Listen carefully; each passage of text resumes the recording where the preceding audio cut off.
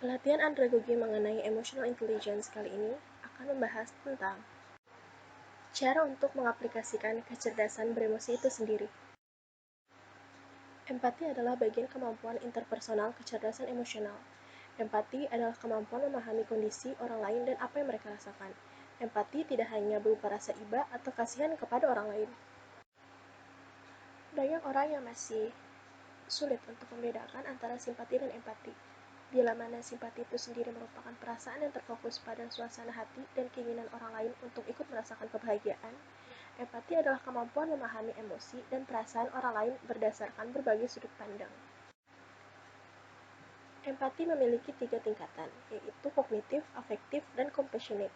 Untuk kognitif, berarti tentang memahami apa yang dirasakan atau dipikirkan orang lain di situasi tertentu.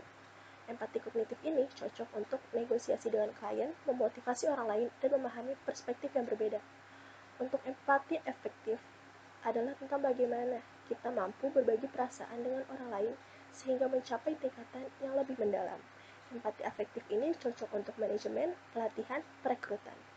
Emotional empathy baik jika bisa memahami emosi orang lain sehingga responnya positif. Untuk yang terakhir, yaitu compassionate empathy, adalah tentang memahami kondisi orang lain, merasakan emosi, dan mampu mengambil tindakan untuk membantu keluar dari situasi terberat. Ketika kita ingin membicarakan mengenai kiat-kiat melakukan empati, salah satu yang akan kita bahas adalah tentang kesalahan dalam berempati. Kesalahan tersebut adalah bersikap tahu segalanya. Lebih baik katakan dari melihat ekspresi wajahnya. Yang kedua adalah membajak cerita. Jangan memotong cerita dan dengarkanlah cerita tersebut sampai selesai. Yang terakhir adalah bersikap berlebihan. Seseorang akan kesulitan menerima saran saat tertekan, sehingga dengarkan sampai tuntas dan jangan berbicara. Untuk menumbuhkan empati, bisa dilakukan dengan cara mendengarkan. Saat mendengar cerita lawan bicara, lakukan eye contact. Jangan memotong pembicaraan. Simpulkan pembicaraan dan mengonfirmasi ulang pada lawan bicara. Selanjutnya, ask insightful question. Ketika ada yang mengganjal dari cerita lawan bicara, jangan langsung menghakimi dengan pertanyaan. Lalu, bisa dengan cara juga memberi kesempatan lawan bicara bercerita. Harus bersabar ketika mendengarkan. Lalu, ekspresikan pandangan kita mengenai apa yang sedang dibicarakan oleh partner kita. Lalu, bisa juga dengan kita cara berhenti berasumsi. Jangan membuat dugaan sementara yang dijadikan kesimpulan. Yang terakhir adalah dengan cara berimajinasi. Gunakan imajinasi bisa melalui film, buku, yang dapat memunculkan penokohan.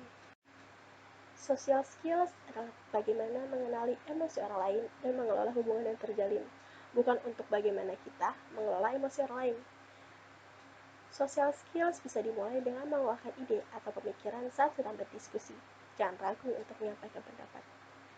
Dengan menyampaikan ide, pendapat yang kita utarakan dapat lebih diperhatikan oleh rekan kerja, sehingga terjadi komunikasi dua arah. Kemampuan pendukung social skills ada 3. Yang pertama, effective communication. Effective communication adalah bagaimana kita perlu mendengarkan orang lain, menyampaikan ide atau gagasan pribadi, bahkan apa yang sedang dirasakan. Ide yang kita utarakan juga harus benar-benar dapat dimengerti oleh orang lain, agar mudah untuk diterapkan. Yang kedua adalah conflict management. Konflik bukan sebuah hal yang harus kita hindari, namun harus kita kelola agar masalah tersebut dapat dipecahkan bersama. Contohnya dibawa dalam forum atau diskusi. Yang terakhir, leadership skills adalah kemampuan kepemimpinan yang dibutuhkan untuk memberikan pengaruh dan energi positif dalam mempertahankan hubungan kerjasama. Untuk menemukan social skills, kita harus mengidentifikasi dan menghadapi emosi yang kita rasakan. Lalu, jangan terburu-buru untuk mengambil jalan keluar. Semuanya harus dipikirkan secara matang terlebih dahulu ya. Yang terakhir adalah kita akhiri masalah dengan cara yang kooperatif. Untuk mengembangkan social skills bisa dilakukan dengan pertama-tama minta saran dari rekan kerja. Lalu, buat tujuan kerja untuk jangka panjang. Hal ini bisa dengan kerangka kerja SMART, specific, measurable, achievable, relevant, and time-bound. Lalu, kita juga bisa mengembangkan social skills dari berbagai sumber.